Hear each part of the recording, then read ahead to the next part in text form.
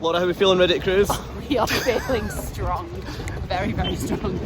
Ahoy. Ahoy.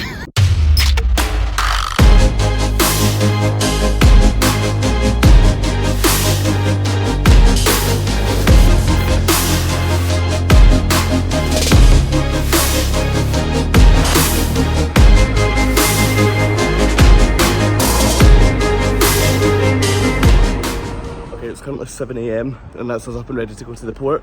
We actually brought a car into Seattle with us, so yeah, we need to head over and park that on the island across from the port, so we are heading down pretty early.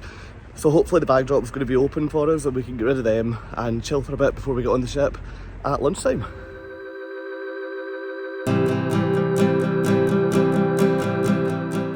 Spoiler alert, and that is that the bag drop actually wasn't even open. We'd got there so early that they were still disembarking from the previous cruise, so unfortunately we had to head back into the city with the bags. But hey, didn't work out as bad as it sounds. Wait and we'll show you where we ended up.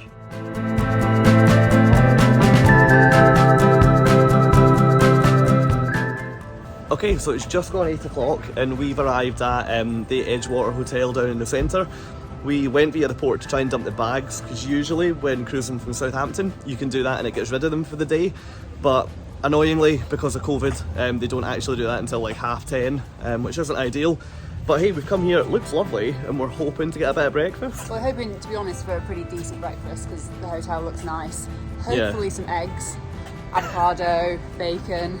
But the interesting thing about this hotel is that the Beatles stayed here in, I don't know what decade, the 60s, the 70s, when were the Beatles? We'll find out a date and we'll put it at the bottom of this. TBC as to what date, but some time ago the Beatles stayed here. There's a very famous photo which we can link into the video, which shows them fishing out the window, and it's quite iconic here in Seattle, so worth a visit. It looks good here, so we'll show you around and yeah, we'll give you an idea for what breakfast looks like and how much you can expect to pay if you come here before your cruise. Okay, so we just happened to stumble upon this hotel because it's right beside the car ferry that we had to get, but it's also directly beside the other cruise terminal. So if you're cruising with Norwegian, you'll probably be docked right beside the Edgewater hotel. Now, when you go in, you'll see that the decor in here, this really could be a hotel in the middle of the mountains. It could be maybe a little bit closer to home for me. It feels like something that you'd find in the Scottish Highlands, just we'd maybe do it with a little bit more tartan.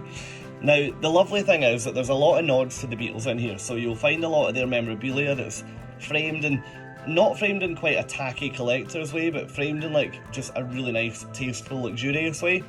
Now, what you can see here, this is like the kind of bar reception area that you can chill out with a coffee before your cruise, but we actually ate through in the restaurant, which was slightly more formal, so we'll take you through and we'll show you that now.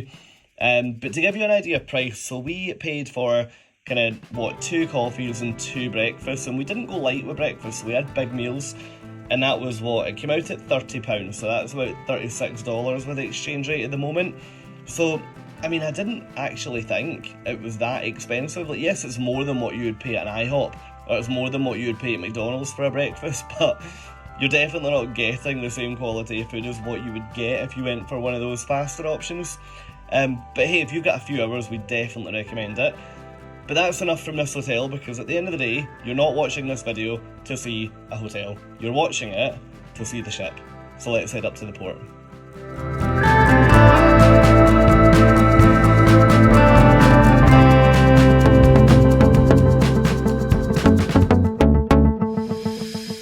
In terms of getting to the port, Uber is everywhere in Seattle, so $25 and it'll get you right there.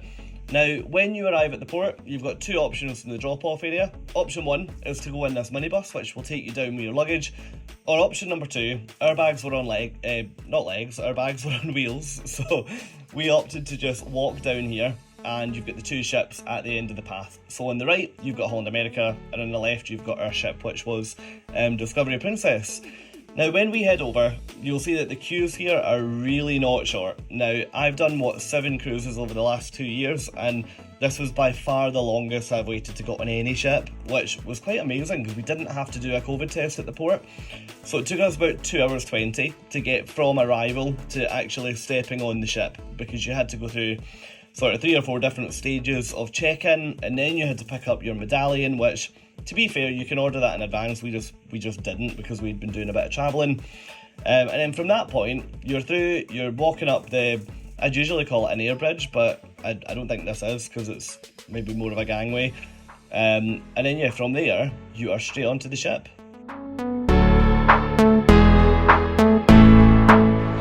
We are so nearly on the ship.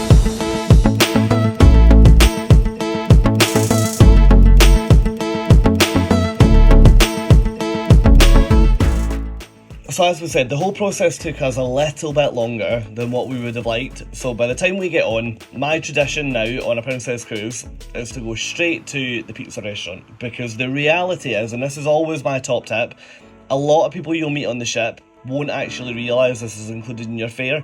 So you'll find them at the buffet, and the buffet on day one is always a complete nightmare because it's just so busy. So head to the pizza if you want a calm lunch. Okay, final bit of advice from me for now is that if you've been following this channel for a while, you'll have heard me moaning before about the fact that I hate getting a massage. So you're probably wondering, well, why on earth are we at the spa? Now, as much as I hate a massage and I hate all of that, I actually really enjoy like a thermal type thing where you can go in and get a sauna, a steam room, you can chill out for a bit. So my advice here is that when you get on your ship, go and check out the facilities in the spa. Now, spas are notorious for being quite expensive on a ship, but genuinely, I think they're worth it because you're literally in this facility floating in the middle of the ocean. You're not going to get that anywhere else, but day one gives you usually a really good opportunity where they'll be open and you can go and have a look round without buying a treatment, which, yeah, lets you make the decision if you think it's somewhere that you'd like to spend a bit of time in later in your cruise. Okay, so that's us now in the ship. Now, as you can maybe see, I've opted for an inside cabin this time, and quite a lot of people get quite nervous with an inside because they think it might be too small for them, they might feel claustrophobic, they might miss having a window or having that balcony.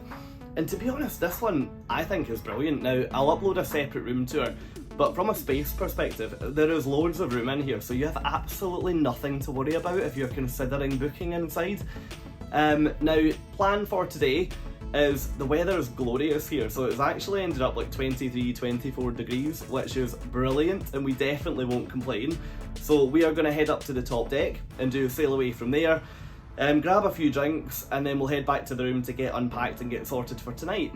Now, in terms of what that plan for later looks like, we've got, or I've got anyway, the solo traveller meetup at 8 o'clock, which I actually can't wait to see what that looks like here, because on Regal Princess last year, it was still a bit different because of COVID, so hopefully a lot of the restrictions have now lifted. That'll be back to what Princess normally offer a solo traveller, so I can't wait to show you that.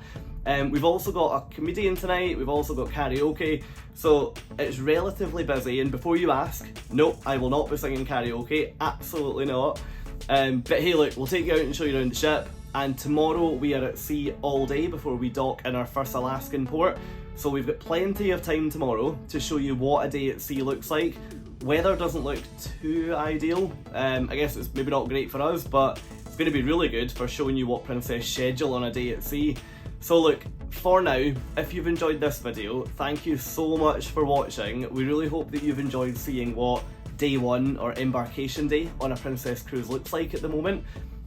If you would hit subscribe, that would be fantastic, and remember to give us a thumbs up just underneath this video here. But for now, we'll take you out and show you tonight, but this will be the last time I'll speak to you, so thank you so much for watching, and I'll catch up with you soon. Thank you. Bye.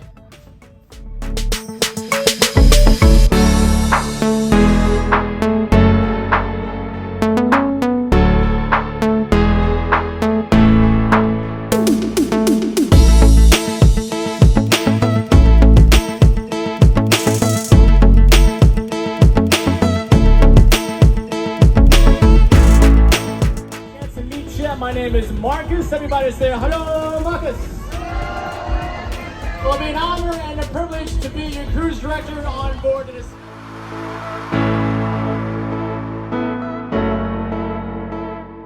Clap your hands and shout, and everybody clap your hands and shout. Oh no, let's go.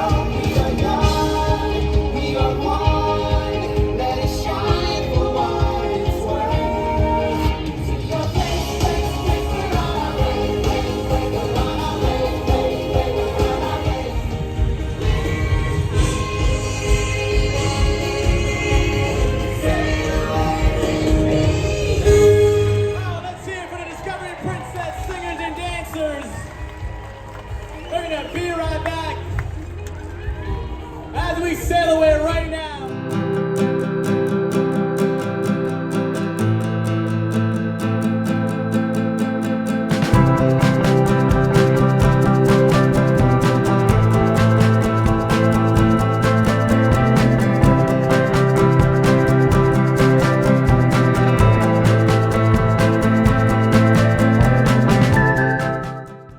after sail away, it was time to eat. Now, on this ship, you've got 3 dining rooms. You've got Ketchikan here, you've then got Juneau and Skagway, which you can see in my full ship tour, which will be coming out in a few weeks.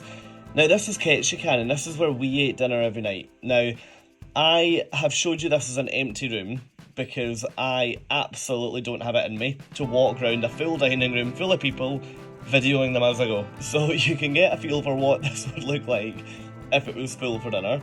And what you'll see coming up on the screen in a sec is basically what we had for our dinner. So the quality of food that we found in the main dining room on this ship was maybe actually better than, dare I say, better than almost anything I've seen in a main dining room before. I can quite often feel a bit deflated with the free or the included offerings, but Princess have nailed this, so whatever they've changed from Regal last year, yeah, I was really impressed with the food on here.